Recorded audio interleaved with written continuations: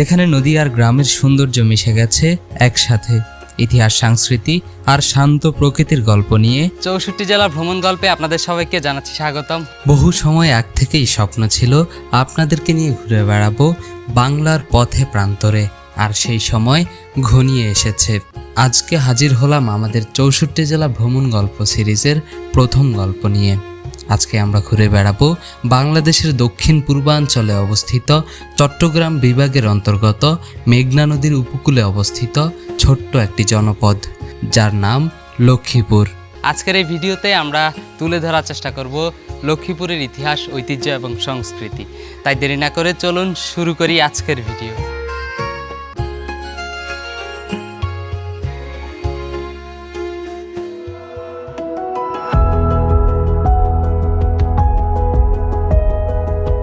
লক্ষ্মীপুর জেলা বাংলাদেশের দক্ষিণ পূর্বাঞ্চলে অবস্থিত চট্টগ্রাম বিভাগের একটি প্রশাসনিক অঞ্চল।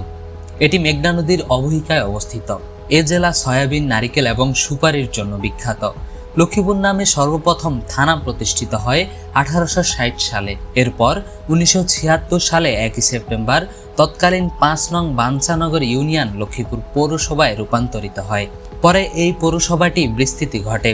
রায়পুর, রামগঞ্জ, রামগতি ও লক্ষ্মীপুর সদর উপজেলা নিয়ে 1979 সালে 19 জুলাই 28 ফেব্রুয়ারি গঠিত হয় লক্ষ্মীপুর জেলা।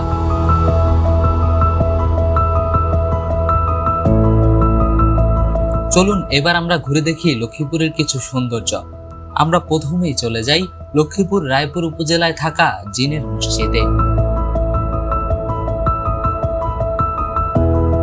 দর্শক, আমরা এই মুহূর্তে অবস্থান করছি লক্ষ্মীপুরের রায়পুর উপজেলার এনায়েতপুরে অবস্থিত একটি জিনের মসজিদে। দিল্লির শাহী মসজিদের নকশা নির্মিত এই মসজিদের ছাদে বড় আকারের 3টি গম্বুজ আছে। লোকমুখে কথিত রয়েছে এই মসজিদটি এক রাতে তৈরি করা হয়েছে, এবং আমার পিছনে যেই গুহার মতো সুড়ঙ্গের মতো জিনিসটি দেখতে পাচ্ছেন, এটার ভিতরেই নাকি জিনেদের বাসস্থান বা জিনেদেরকে বন্দি করা হয়েছে। আমরা ঠিক ওই জায়গাটাতে এখন অবস্থান করতেছি। মসজিদের তলদেশে প্রায় 25 ফিট গভীরে একটি গোপন ইবাদতখানা রয়েছে। প্রচলিত আছে রাতের আধারে জিন কর্তৃক এই মসজিদটি নির্মাণ করা হয়েছে এবং জিনেরা এখানে বেশ কিছু বছর পর্যন্ত ইবাদত করছিল। গভীর রাতে স্থানীয় বাসিন্দারা জিনের জিকিরের আওয়াজ শুনতে পেত।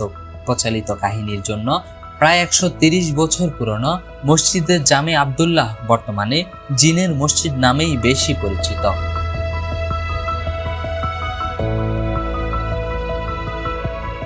মসজিদ ঘোরা শেষে আমরা চলে যাই লক্ষ্মীপুরের অন্যতম একটি ভাইরাল প্লেস সুপারির বাগানে। আমরা যাচ্ছি এখন লক্ষ্মীপুরের সুন্দর একটি জায়গা। সুপারি বাগানের মাঝখান দিয়ে একটি রোড চলে গেছে, এরকম একটা জায়গায় দেখতে পাচ্ছেন। ওইটা হচ্ছে মেইন রোড। এখানে আমাদেরকে নামাই দিয়েছে সিএনজি। এর এই জায়গাটার নাম হচ্ছে চালতাতলি। আমরা এই রাস্তা ধরে এখন সামনের দিকে যাব, গেলেই সেই জায়গাটা দেখতে পাবো। চলুন সামনের দিকে যাই। আর সামনে আছে আমার ফ্রেন্ড, আজকে আমার ট্যুর হোস্ট লক্ষ্মীপুরের। চলেন সামনের দিকে যাই, গিয়ে আপনাদেরকে এখানকার সৌন্দর্যটা দেখাই। আমরা এই মুহূর্তে অবস্থান করছি লক্ষ্মীপুরের অন্যতম একটি ভ্রমণ স্পট বলতে পারেন, একটি সুন্দর সুপারি বাগানে, যেটাকে নাপিতবাড়ি সুপারি বাগান বলে থাকে। এই জায়গাটির অবস্থান লক্ষ্মীপুরের রায়পুর উপজেলায়। এটা হচ্ছে মেন রাস্তা থেকে 2 মিনিট অথবা 3 মিনিট হাঁটলেই আপনারা পেয়ে যাবেন এই জায়গাটা। দেখতে পাচ্ছেন আমার দুই পাশেই বিশাল সুপারি বাগান বিস্তৃত জায়গাটা। এখানে উপরে আমি ড্রোন উঠেছিলাম কিছুক্ষণ আগে।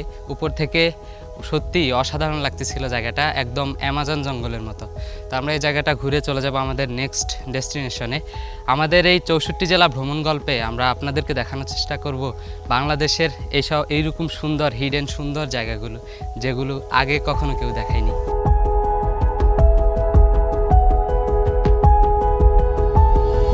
বের হয়ে যাচ্ছি এই সুপারি বাগান থেকে। আমাদের নেক্সট ডেস্টিনেশন লক্ষ্মীপুরের জমিদার বাড়ি। চলেন সেই দিকে যাই এবং সেখানকার সৌন্দর্য আপনাদেরকে দেখাই। দর্শক, আমরা এই মুহূর্তে অবস্থান করছি লক্ষ্মীপুরের যে ঐতিহ্যবাহী দালাল বাজার জমিদার বাড়ি আছে, সেই জমিদার বাড়িতে। আমার পিছনেই দেখতে পাচ্ছেন সেই জমিদার বাড়ি।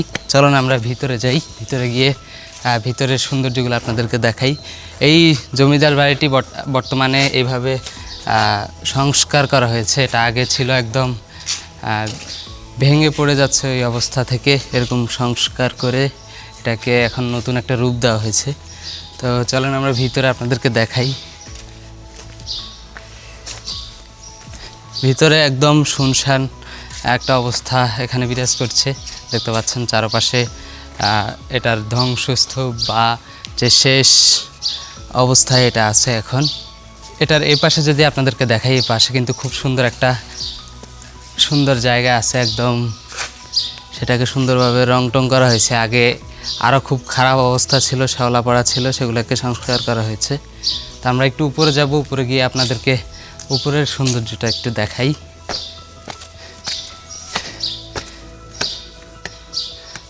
এখানেই কিন্তু এখানকার যে জমিদাররা তারা বসবাস করেছে, তারপর তারা এখান থেকে বিদায় নিয়েছে।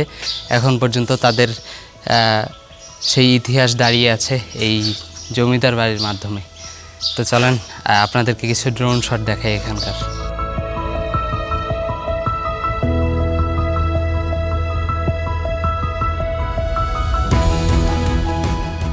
দর্শক দেখতে পাচ্ছেন আমরা এই মুহূর্তে অবস্থান করছি দালাল বাজার জমিদার বাড়ির একদম পিছন সাইডে। দেখতে পাচ্ছেন আমার পিছনে পুরনো সেই জমিদারদের দালানগুলো দাঁড়িয়ে আছে, আর পিছনে এখানে একটি পুকুর রয়েছে। পুকুরেই জমিদাররা একসময় গোসল করেছে, আর এখন সেটা পরিত্যক্ত।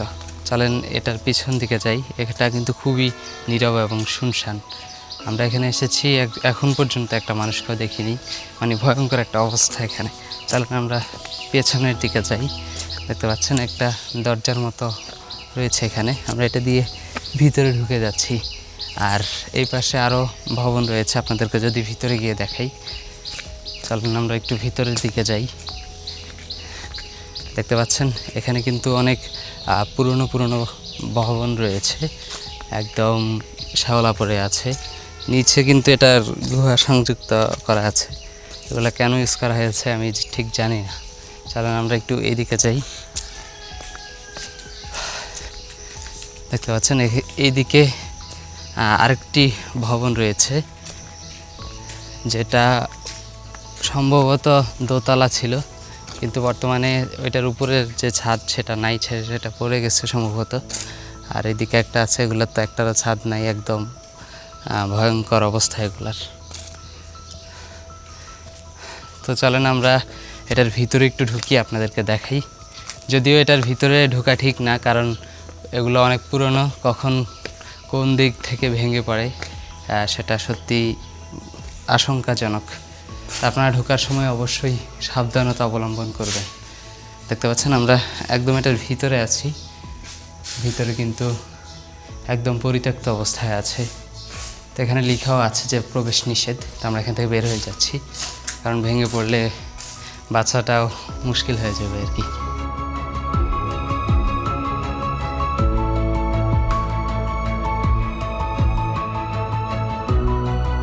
দর্শক আমরা বেশ কিছুক্ষণ এই জমিদার বাড়ি ঘুরে দেখেছি। এখন চলে যাব আমাদের নেক্সট ডেস্টিনেশন, যে খোয়া সাগর দিঘির পাড় আছে সেই দিকে। চলেন সেই দিকে যাই। দর্শক আমরা চলে এসেছি যে খোয়া সাগর দিঘি আছে সেটার একদমই দ্বার প্রান্তে। দেখতে পাচ্ছেন আমার পিছনেই দেখা যাচ্ছে সেই খোয়া সাগর দিঘি। চলেন আমরা কিছু ড্রোন ফুটেজ দেখি এবং এই খোয়া সাগর দিঘি আপনাদেরকে ঘুরিয়ে দেখাই।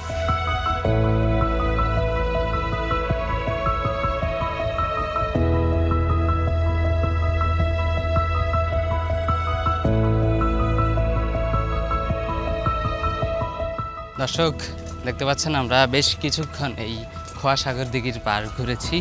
আমার পিছনে দেখতে পাচ্ছেন খুবই সুন্দর বসার বেঞ্চ রয়েছে এখানে। আপনারা চাইলে খুব সুন্দরভাবে এখানে বসে এই সুন্দর পানির দৃশ্য দেখতে দেখতে একটি সুন্দর বিকেল অথবা একটি সুন্দর সময় আপনারা এখানে কাটাইতে পারেন। এখানে কিন্তু খুব সুন্দরভাবে বিভিন্ন রকমের ফুল ফুটে আছে। আমার পিছনে এই পাশে যদি দেখাই, এই পাশে খুব সুন্দর সুন্দর ফুল গাছ লাগানো হয়েছে। এখন আমরা রওনা দিচ্ছি লক্ষ্মীপুরের অন্যতম একটি ভ্রমণ স্পট মেঘনা নদীর পাড়ের উদ্দেশ্যে। আমরা প্রথমেই লক্ষ্মীপুর থেকে সিএনজি যোগে চলে যাই মৌজু চৌধুরীর হাটের উদ্দেশ্যে। সেখান থেকে বাইক নিয়ে রওনা দেই মতির হাটের উদ্দেশ্যে।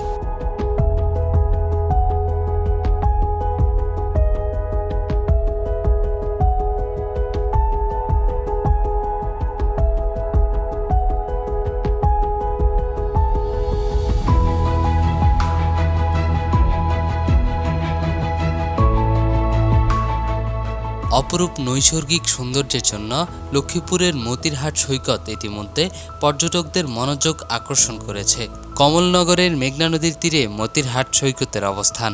এই নদীতে ঘুরে বেড়াতে চাইলে নৌকা ভাড়া নিয়ে আপনি ঘুরতে পারবেন এই মেঘনা নদী।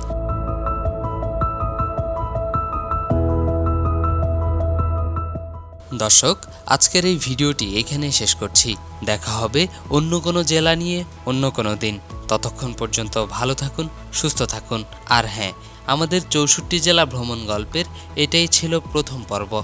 আপনাদের যদি এই পর্বটি ভালো লেগে থাকে অবশ্যই আমাদেরকে বলে উৎসাহিত করবেন। আল্লাহ হাফেজ। আসসালামু আলাইকুম ওয়া রাহমাতুল্লাহ।